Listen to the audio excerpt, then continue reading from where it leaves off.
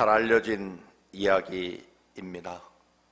어느 도시에 훌륭한 목사님이 있었습니다. 교회를 개척해서 교회 이름도 사랑의 교회라 이름 짓고 정말 열심히 목회를 했습니다.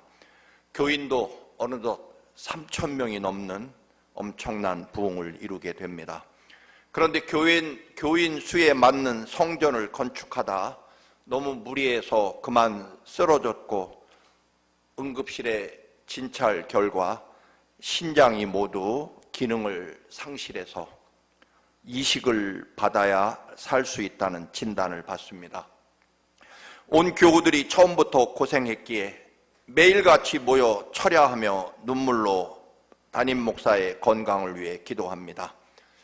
임시 담임 목사님이 오셔서 예배를 인도했고 그날도 눈물로 함께 기도하는 교인들을 보고 감동을 받은 목사님이 갑자기 선포를 합니다. 여러분의 담임 목사님이 콩팥 신장이 필요합니다. 아시다시피 콩팥은 누구에게나 2개가 있고 의학적으로는 1개만 있어도 정상적인 생활을 하는데 지장이 없다고 합니다. 여러분의 담임 목사가 돌아올 수 있도록 신장을 1개만 기증해 줄 분이 있으면 이 시간 손들어 주시기 바랍니다. 그토록 뜨겁고 눈물 가득했던 예배가 갑자기 싸늘해집니다. 무거운 침묵이 흐르고 아무도 손을 들지 않습니다. 거의 시간이 흐르고 결국 맨 앞줄에 앉아있던 한 교인이 손을 들자 갑자기 예배당을 꽉 채운 3,000명의 교인이 거의 다 내가 담임 목사에게 신장을 기증하게 하겠다고 손을 들게 됩니다. 감동받은 목사님이 정말 여러분은 사랑이 많은 교인들입니다. 감사합니다. 그러나 신장은 딱 1개만 필요하니까 한 분만 자원하시면 됩니다. 방법을 생각했습니다. 우리 모두 눈을 감고 간절히 통성으로 기도하는 중에 제가 깃털을 하나 날릴 터인데 그 깃털이 내려앉는 분이 콩팥을 기증하면 될 것 같습니다. 그런데 여러분, 이게 웬일입니까? 그 깃털은 몇 시간이 지나도 공중을 떠다니며 내려앉지 않았습니다. 자세히 보니 모든 교인들이 하늘을 바라보며 주여라고 외치지 않고 후여라고 입에 바람을 가득 담아서 하늘을 보고 주여라고 외쳐야 되는데 후여라고 모두가 부르짖더랍니다. 그 깃털은 아직도 그 예배당 하늘을 날고 있다는 이야기입니다.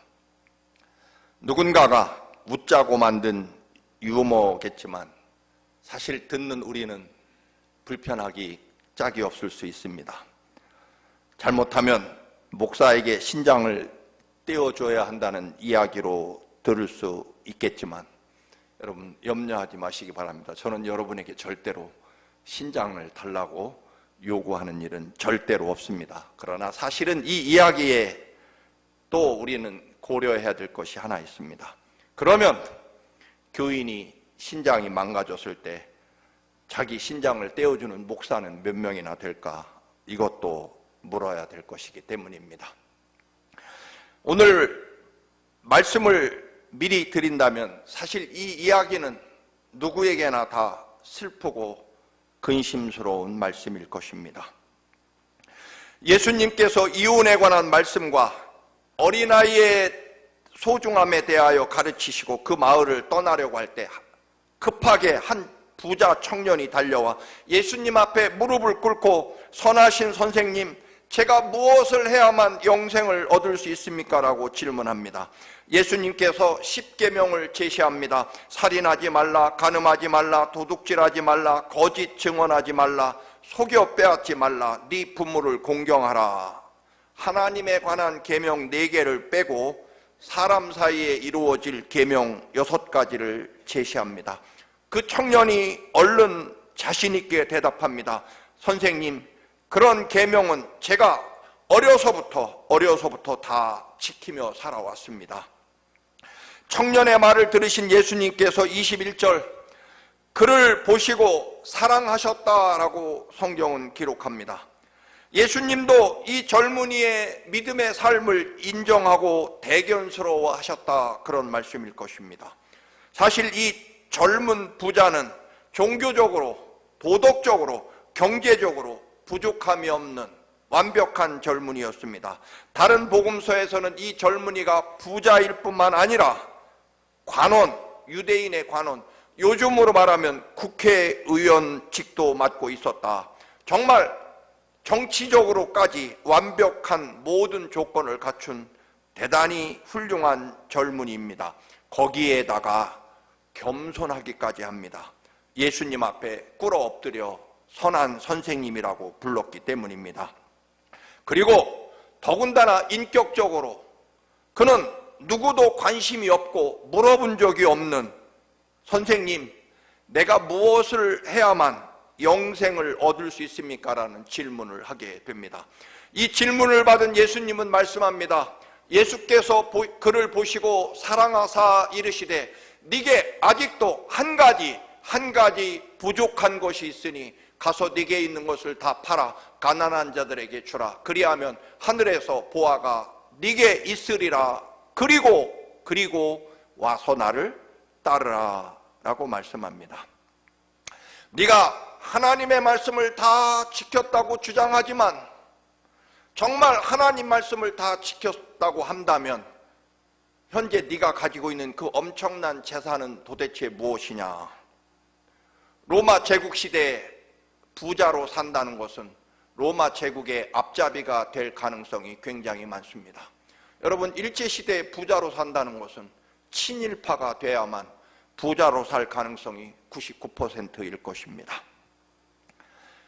네가 가진 재산은 네가 아직도 하나님의 말씀에 온전히 서 있지 않다는 증명이다라고 하는 그런 말씀입니다. 부자 청년은 자기는 모든 율법을 다 지켰다는 당당함을 보이고 있습니다. 그런데 여러분, 예수님의 관심은 율법을 얼마나 지켰느냐가 아니라 얼마나 사랑하느냐입니다.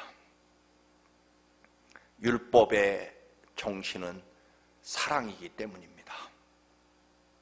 여러분, 믿음이 목적일 것 같지만 사실은 믿음의 결과는 사랑입니다. 나머지는 지푸라기에 불과하다라고 하는 것입니다.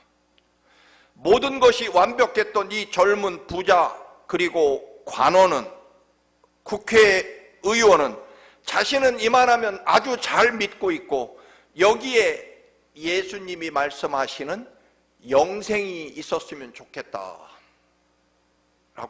생각합니다. 여러분, 고린도 전서를 새벽에 마쳤습니다만 거기 보면 네 몸을 불사르게 내어주어도 사랑이 없으면 아무것도 아니다. 몸을 불사르게 내어준다는 말은 그 당시에 초대교회에 예수를 믿으려면 불에 태워지는 순교를 각오해야만 되었습니다. 내 믿음이 뛰어나서 예수를 위해서 내가 불에 태워져 죽는 한이 있어도 믿음을 지키는 그 사람들이지만, 그런 열심과 뜨거운 믿음을 가지고 있지만 사랑이 없다면 nothing, 아무것도 아니다라고 말씀합니다. 하나님의 은혜와 믿음을 가지고 신앙생활하는 우리들의 마지막 열매가 사랑으로 완성되지 않으면 우리 믿음은 헛것이다, 그런 말씀입니다. 네가 율법을 그토록 잘 지키고 하나님을 위해 열심히 경건하고 거룩하게 살아왔다면 사실은 지금 네가 부자로 살 수 없다, 그런 의미를 가지고 있을 것입니다. 오늘 부자는 나는 지금까지 율법을 완벽하게 지키고 하나님을 위해 살아왔습니다. 그런데 선생님이 말씀하시는 영생이 굉장히 좋은 것 같습니다. 이 땅에서만 나는 잘 사는 것이 아니라 영원한 생명, 하나님 나라까지 나는 갖고 싶습니다. 그거 받으려면, 영생 얻으려면 저는 뭘 더 해야 될까요? 라고 묻는 의미일 것입니다. 여러분, 이 질문은 오늘 이 시대에 우리들이 빠지는 믿음의 함정입니다. 여러분, 우리는요, 우리 믿음은요, 무엇을 더 해야만 되고 무엇이 하나님 앞에 더해져야만 얻는 것이 아니다는 것입니다. 우리 믿음은요, 분명합니다. 여러분, 하나님이 나를 얼마나 사랑하시는지, 어디까지 사랑하시는지, 얼마만큼 사랑하시는지, 하나님이 하나밖에 없는 아들 예수 그리스도를 우리 살리려고 십자가에 죽게 하실 만큼 죽음으로 피로 우리를 사랑하신다는 그 사랑의 은혜를 받아들이는 것, 그 은혜 때문에 내가 살아가는 믿음이 되어야 된다는 것입니다. 영어 번역에는요, 선생님, 내가 무엇을 해야 영생을 상속받을 수 있습니까? 라는 의미로 영어 번역이 이루어집니다. 여러분, 영생은요, 하나님 나라는 상속받는 게 아닙니다. 내 공로나 노력의 대가로 받는 것이 아닙니다. 재물이 많고 지위가 높고 도덕적으로 종교적으로 훌륭한 이 청년은 지금 내가 가진 것 위에 영생을 더 받고 싶었다, 그런 말씀입니다. 자신이 상속하고 가지고 있는 것 위에다가 영생을 더하고 싶었다. 예수님, 제가 이 정도로 살아왔는데 선생님 말씀하신 영생을 소유하고 싶습니다. 그러면 제가 무엇을 더해야만 그 영생을 제가 소유할 수 있을까요? 상속받을 수 있을까요? 아니면 얻을 수 있을까요?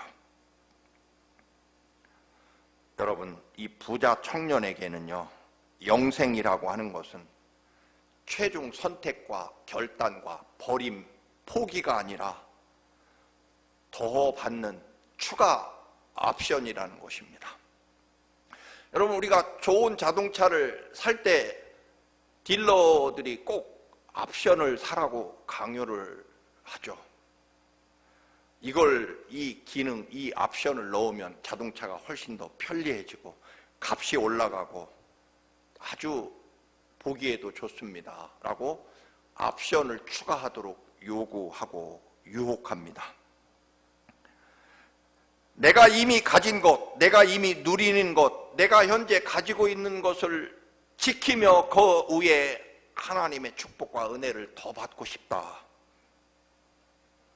깊이 있고 학식 있고 품위 있는 인격과 종교적 열심을 가진 이 젊은이에게 지금 현재 내 삶을 다 가지면서 하나님 은혜, 영생을 여기다가 추가하고 싶다.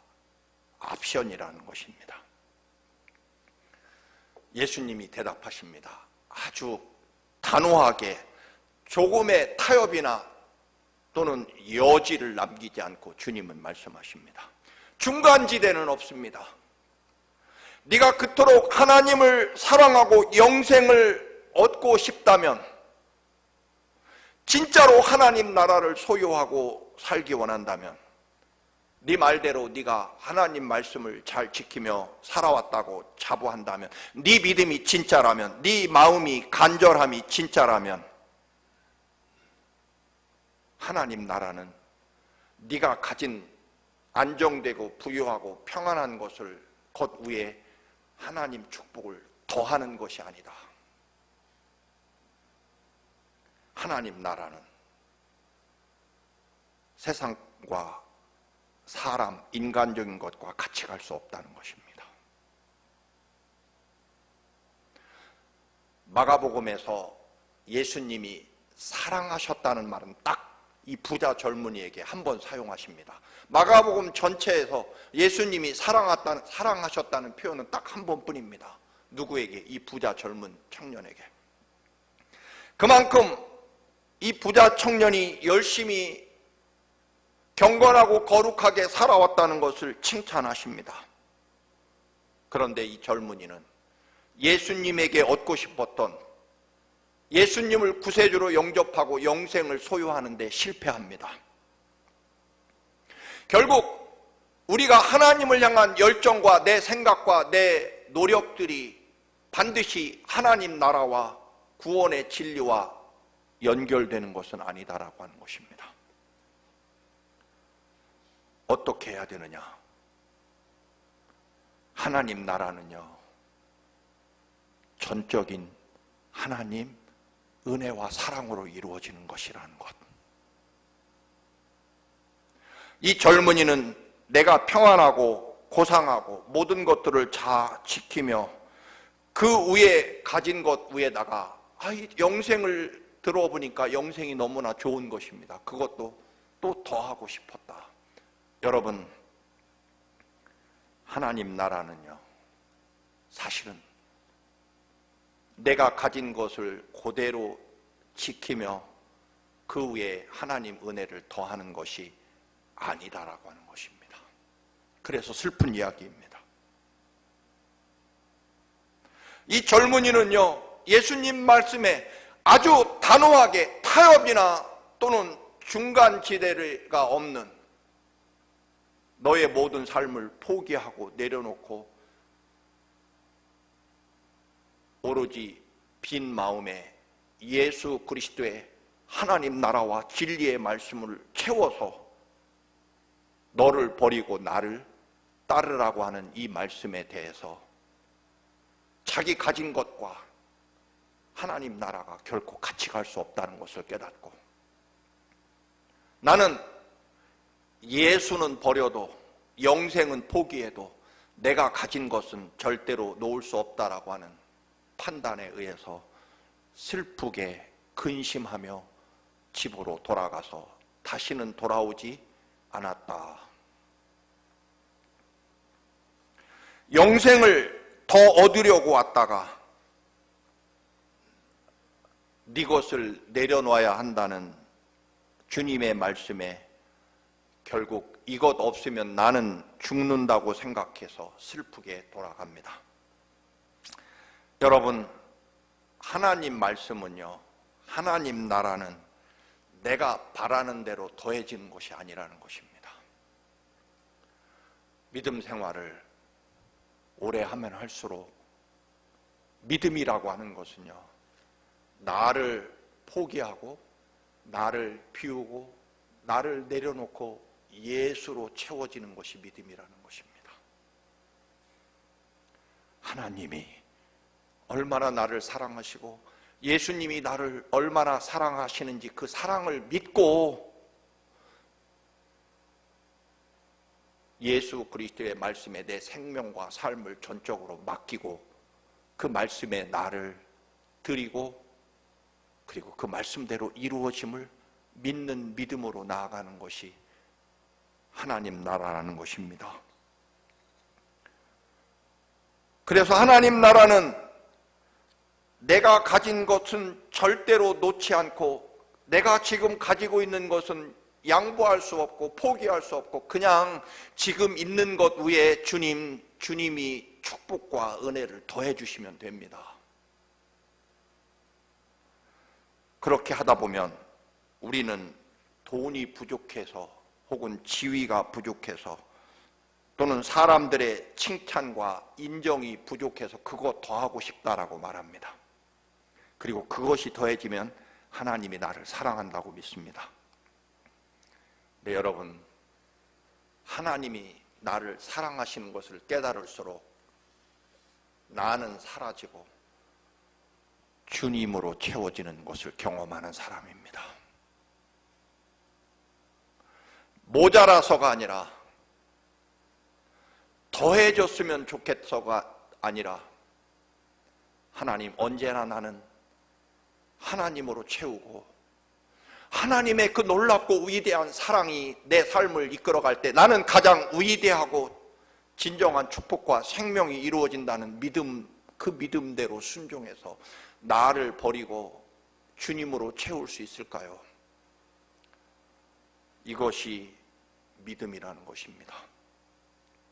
결국 우리는 모자라서가 아니라 내려놓지 않아서 내가 가진 것은 그대로 지키며 그 위에 하나님은 복을 더해 주시면 됩니다 라고 하는 믿음의 여정으로 살아가기 때문에 그렇습니다. 여러분, 예수는 안 믿어도 절대로 포기할 수 없는 것, 바로 그것 내려놔야만 하나님 나라가 열릴 것입니다. 여러분, 나는 그것 없으면 교회는 안 나가도 절대로 놓을 수 없는 것, 바로 그것을 내려놔야 된다는 것입니다. 여러분, 최근에 무엇 때문에 분노하셨습니까? 혹은 무엇 때문에 예수를 믿네 안 믿네 분노하신 적이 있으십니까? 그게 뭘까요, 여러분? 말씀드리고 싶은 것은 그것 포기해야만 하나님 나라가 열린다는 것입니다. 최근에 저나 여러분이나 견딜 수 없어서 분노한 게 뭘까요, 여러분? 그거 포기하셔야 됩니다. 그리고 예수 사랑으로 채워져야 된다는 것입니다. 나는 그대로 있으면서 상대방이 변화돼야 된다고 생각하는 것도 바로 예수님이 말씀하시는 한 가지 부족한 것, 그것에 해당할 것입니다. 여러분, 돈이 부족하고 먹는 것이 부족하고 입는 것이 부족해서가 아니라는 것입니다. 여러분, 우리 믿음은요, 하나님이 부족하다는 것을 인정해야 된다는 것입니다. 다른 것은 다 해도 목사는 안 하겠다, 절대로 못합니다 라고 했던 저의 과거가 있습니다. 저는 법대에 진학해서 출세해야 우리 집안을 일으킬 수 있습니다. 절대로 목사는, 그 얘기는 저한테 제 앞에서 꺼내지도 마십시오. 많은 교인들과 목사님이 너는 목사가 됐으면 좋겠다, 목사해야 된다. 나중에는 안 되니까요, 별명을, 제가 중고등학교 다닐 때 친구들이나 사람들이 벌써 목사라고 별명을 차목사라고 어릴 때 부르더라고요. 여러분, 저는 그게 끔찍하게 싫었고 슬프고 고통스러웠습니다. 결론적으로요, 결국 다른 것은 다 해도 목사만 안 하겠다는 그 길로 가겠다고 고백할 때 정말 하늘이 열리고 하나님의 거룩한 참 진리와 권능이 채워지는 경험을 한 적이 있습니다. 이스라엘에 3년 6개월 동안 비가 내리지 않고 이슬 한 방울 내리지 않고 가뭄으로 다 죽어갈 때, 여러분, 이스라엘에 비가 없어서, 이슬이 내리지 않아서, 물이 없어서 망하는 것이 아니었습니다. 갈멜산에서 엘리야 선지자와 함께 하나님을 회복했을 때 이스라엘에게 언제나 하나님이 없어서 그들이 망한 것이지, 물이 없고 식량이 없고 군대가 없어서 망한 것이 아니라는 것이 성경에 선포하는 말씀입니다. 유다가 바벨로니아에게 멸망당해서 그 거룩한 성전이 불타버리고 모든 사람이 바벨론의 쇠사슬에 묶여 두 눈이 뽑힌 채 노예로 끌려갈 때 예레미야 선지자가 외칩니다. 29장 10절에서 14절 말씀을 좀 줄였습니다. 나 주 여호와가 분명히 말한다. 너희가 나를 부르고 나에게 와서 기도하면, 너희가 온전한 마음으로 나를 찾기만 하면 내가 너희를 만나 주겠다. 내가 너희를 포로 생활에서 돌아오게 하겠다. 왕이 없어서, 군대가 없어서 유다가 멸망한 것이 아니라 하나님이 없어서 망했다라고 하는 예레미야의 선포입니다. 하나님을 회복해야 너희들이 돌아오게 될 것이다 라는 말씀입니다. 오늘 이 부자 젊은이가 모든 것을 가지고 영생을 더하고 싶었습니다. 주님은 말씀하십니다. 네가 가진 것을 비우고 전적으로 하나님이 너를 얼마나 사랑하시는지 그 사랑을 채워야만 하나님 나라와 영생을 소유할 수 있다라고 말씀합니다. 예수님이 전부인 삶, 예수님이 흘리시는 그 뜨거운 붉은 피가 내 영혼과 믿음에 채워져야만 우리는 진정으로 하나님이 얼마나 위대하고 놀라운 생명과 은혜로 나를 축복하시는지를 경험케 되고 깨닫게 되고 그리고 간증하게 될 것이다 라는 말씀입니다. 고린도 전서를 마치며 바울은 몇몇 동역자와 안부를 물으며 그들에게 말합니다.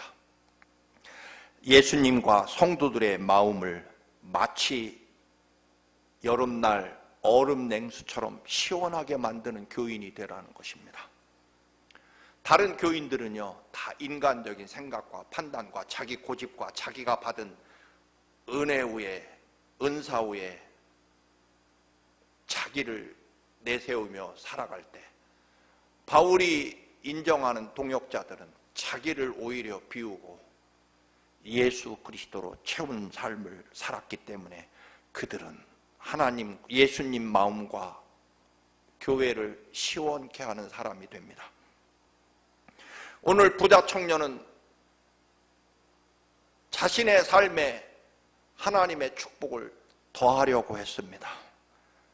자기 것을 붙잡고 자기 고집과 자기 생각과 자기 판단을 내려놓지 않고 오직 주님의 은혜와 사랑을 더 받고 싶었습니다. 그러나 여러분, 다시 한번 선언합니다. 하나님 나라는요, 자기를 부인하고 십자가로 채우는 사람에게 이루어진다는 것입니다. 하나님 나라는요, 자기를 비우고 예수로 채워질수록 하나님만큼 놀랍게도 위대해지는 경험을 하는 것이 그리스도인의 신앙의 비밀이라는 것입니다. 세상이 알 수 없고 볼 수 없고 경험할 수 없고 깨달을 수 없는 우리 믿는 자들의 비밀은요, 내가 죽을수록 그리고 내 안에 예수가 살수록 오히려 내 삶은 내가 살아있을 때보다, 내가 모든 것들을 내려놓았을 때, 가지고 있을 때보다 오히려 비우고 예수로 채웠을 때 가장 위대하고 놀라운 생명과 구원의 역사를 경험하는 것, 그것이 하나님 나라 비밀이라는 것입니다. 마태복음 11장 28절입니다.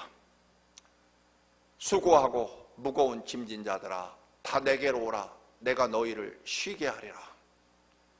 우리는 내 무거운 짐은 주님께 맡기고 쉬고 싶은 마음이 있습니다. 그러나 마태복음 16장 24절도 기억해야 됩니다. 아무든지 나를 따라오려거든 자기를 부인하고 자기 십자가를 지고 나를 쫓을 것이니라. 오해하지 마십시오. 주님은 이 젊은이에게 정말 젊은이의 재산을 다 원하신 것이 아니죠. 너의 생명과 삶이 전적으로 하나님으로 채워지지 않는 한 너의 삶의 진정한 영생과 하나님 나라는 이루어지지 않을 것이다 라고 하는 것입니다. 사랑하는 교우 여러분, 혹시 나는 예수는 안 믿어도 교회는 안 다녀도 절대로 포기하지 못하고 그것만 부딪히면 분노하고 참지 못하고 견디지 못하는 것, 여러분 그거 한 가지를 내려놔야 됩니다. 그렇지 않으면 그것 가지고 있으면 여전히 하나님 은혜와 축복을 더하려고 하는 믿음을 하나님은 용납하시지 않는다는 것입니다. 여러분 오늘 기쁘십니까? 아니면 슬프십니까?